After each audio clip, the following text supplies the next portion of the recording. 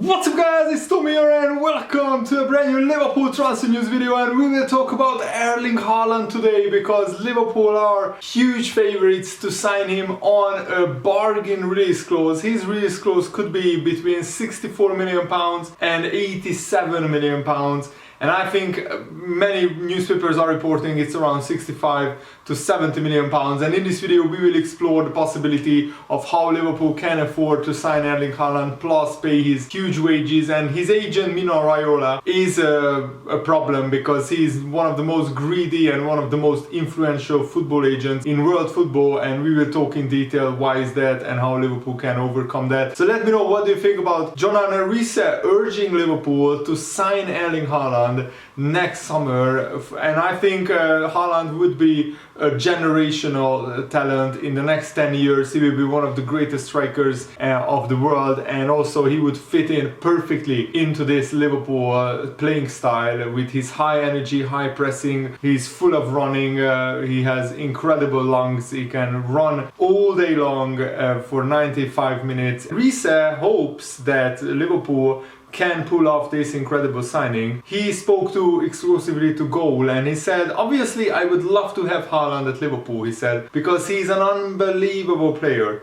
He's in great form and I think he would suit Jurgen Klopp's style of football. I also think he would love Liverpool as a club. But if Man City got him, wow, you talk about unbeatable teams, then that would be close. Whoever gets Haaland, whether it's next season or whatever, it's going to be an unbelievably strong team for many years to come. I don't know if Liverpool have the chance to sign him, but if they do, then please do, because that would be unbelievable for the club and for any club that sign him. And Haaland's form, even though he's out injured, we have to say that, but Haaland's form in the past few years had been nothing short of remarkable. He scored 68 goals in just 67 games for Borussia Dortmund, and also he's breaking all kinds of records in the Champions League. And Riise, who spent 10 years at Liverpool and Fulham in the Premier League, he said Norway has been lacking players in the Premier League in the past few years. 10 or 15 years ago we had so many players.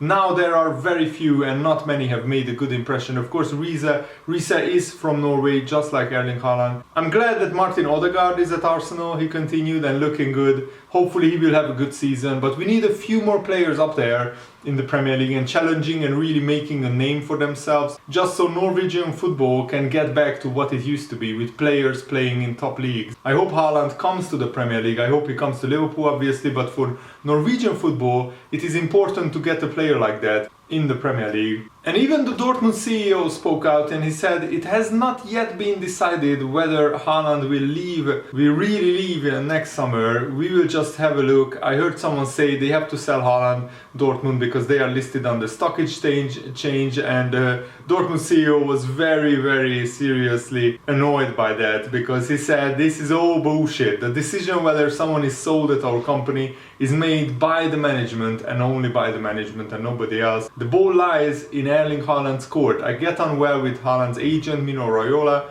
because we can assess each other well. I know what makes him tick. It is not right to believe that Raiola is all about the money. He also has in mind what is best for his player Erling Haaland. And of course we have to talk about the huge wages that Mino Raiola is demanding. Apparently he demanded something crazy like £800,000 per week, and if he wants anywhere near that, there is no chance of Liverpool signing him. I think if he would be more reasonable, not just Haaland but his agent, if they wanted like £500,000 per week, I mean that's still absolutely crazy wages. But what Liverpool could do is pay Haaland a big signing on fee of like 10 or 15 million on top of the fee that we pay for Dortmund, and then his wages would be around Mo Salah's wages of like 350k.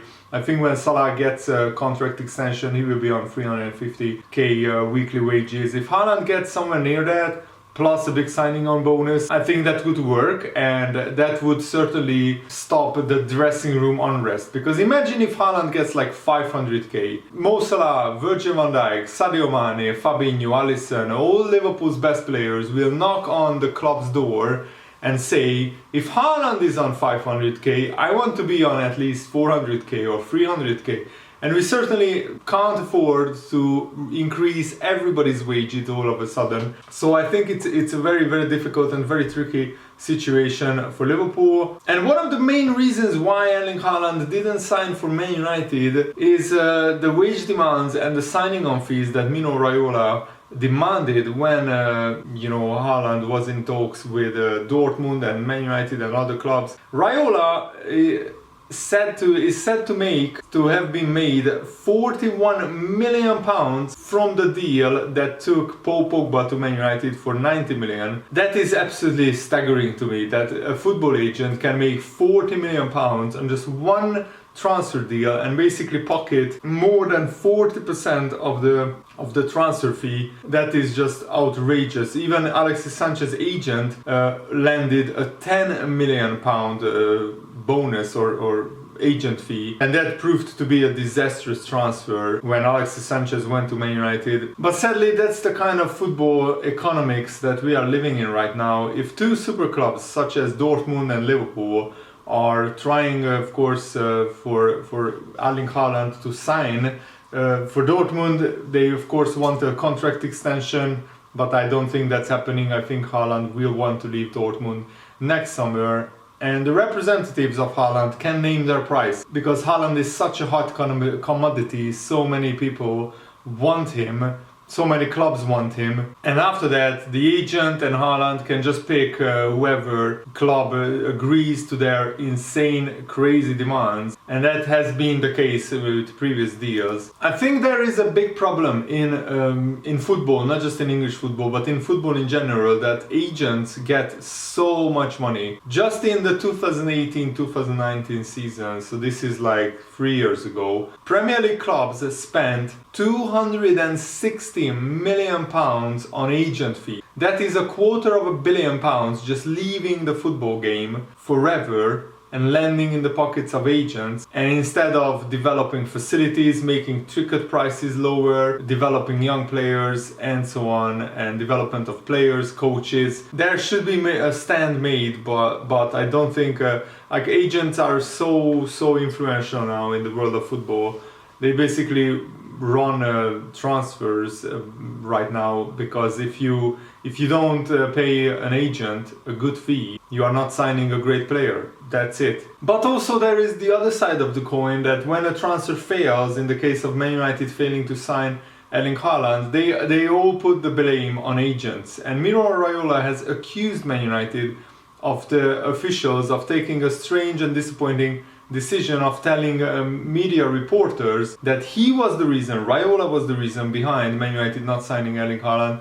But Raiola insisted that he just did not want to go there, Erling Haaland. And I think at the time Man United were not challenging for any titles and trophies. They were in the Europa League. And also Erling Haaland wanted to go to a top club, even Jurgen Klopp said that, where he can play every week as a striker. Remember that when he signed for Dortmund, he was only an up-and-coming young talented player from Salzburg. Yes, he made a great start in the Champions League, but he wasn't this international superstar that he is right now. And at Dortmund, there was a slot open at the striker position, so he could play every week in the Bundesliga, and the rest is history. He scored an incredible amount of goals, and I think the next club that Haaland goes to will be a club that will be challenging for the Premier League or the Champions League or even both. And if he ends up at Manchester City next summer, it's game over for the Premier League. For the next 4 or 5 years, I just don't see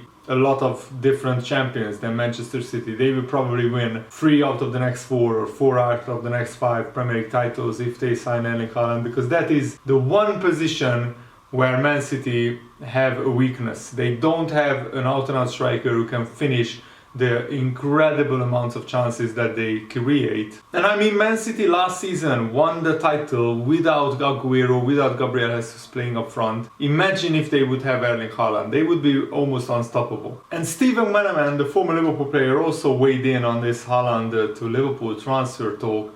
He said, "Do I believe Liverpool will be in the race to sign Erling Haaland next summer?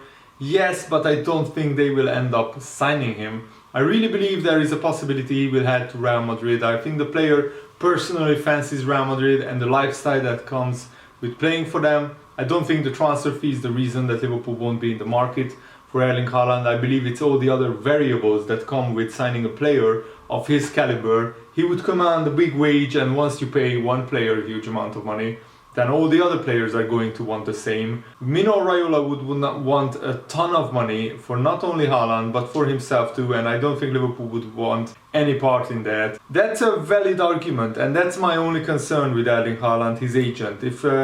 If Mino Raiola wasn't his agent, I would be a lot more confident of Liverpool getting Erling Haaland next summer. And Andy Hughes, Liverpool chief operating officer, has said that Liverpool are in a much better financial position compared to 1 year ago, and that is very encouraging going forward, that we could have major money available for transfers. He said, I think that the critical point of view was the uncertainty and the risk that we had to deal with, and that was difficult because we didn't know the outcome. It was difficult to plan for, but I think what's different now is that the future looks a little clearer than it did 12 months ago. So we were able to do a deal with Walkingham Group to take over the project, and I'm not sure 12 months ago that was possible. They might not have taken it on. So I think there is a bit more certainty to the world, and we are getting back to normal business. So yes, we are in a good shape. And this is of course about the stadium redevelopment of Anfield Road stand part of Anfield. And Liverpool have this long-term strategy of expanding Anfield as much as possible, and it will be a 61,000 seater stadium from the 2023-24 campaign. He said there is absolutely no question of that. It's a more enormous investment and a strategic one in the future of the club. That started a long time ago, and we have paced those investments, so it's not too onerous on the club. We have financed appropriately, and I think it's been a series of very smart, well-paced investments that have taken us to a different place. So of course he's talking about Liverpool investing into the stadium gradually. So we didn't expand the stadium all at once. Tottenham did that. They built a new stadium for like more than £1 billion, and I'm sure that financially they will suffer in the next few years because of that. And Stan Collymore has warned that if Liverpool are not investing properly in the transfer market in the next 2 or 3 years, they could regret that, and they could be at risk of achieving success only sporadically. He said if the notion is that Liverpool always have to do it on a shoestring budget, on a sell-to-buy policy, that might work one season in every 4 years or every 5 years in terms of winning trophies. And of course Liverpool should be challenging for the Premier League and the Champions League every season, but it's going to be incredibly difficult, especially after Jurgen Klopp leaves. I don't even want to think about it, but even with Jurgen Klopp challenging the likes of Man City, Man United and Chelsea with their amazing, incredible amount of money that they have, it's going to be very challenging and very hard. But I trust Jurgen Klopp, and I think Liverpool need at least one big signing, one big attacking signing next summer, because Firmino, Mane and Salah will all be 30 years old. And I know that right now Salah and Mane are scoring goals, and Jota as well, but Liverpool need one more, because we can't afford to have a season where all of our top players who score goals regularly just start declining all at once, and then we have to replace them by signing 2 players or even 3 players, 3 attacking players in the summer. So we should do it gradually. I wanted Liverpool to sign a Jota type of signing this summer that just has finished. So next summer it's an absolute must that we go in and sign either Haaland or Mbappe or somebody who is very talented up-and-coming player. And according to some Spanish outlets, Barcelona are considering making a move for Divock Origi in the January transfer window. The report states that Barcelona are, thinking about signing a striker. Of course, after they lost Messi and Griezmann, they are lacking in forward signings, even though they signed Depay and Luuk de Jong. The latter signing is just shocking to me, that Barcelona would sign Luuk de Jong, but it's about Ronald Koeman, and I think he should have been sacked months ago from the Barcelona job. But I think Origi is doing a pretty good job as a backup striker for Liverpool. So I think that Liverpool should be very, very smart in that demand at least 20-25 million for Origi. And if Barcelona pay that, okay, we can reinvest that money into the squad. But if not, then Origi stays at Liverpool, because you won't find many players better than Origi, just happy and content to sitting on the bench, coming on sometimes as a substitute, playing some games here and there, but basically essentially being a backup player, because Origi has really good qualities, and when he's sharp, when he's on form, he's a handful, he's a good striker, so we should be getting good money for him. That's my opinion. Let me know what you think about all the topics that we discussed today, and thanks for watching. Have a nice day. See you later, guys. Good night.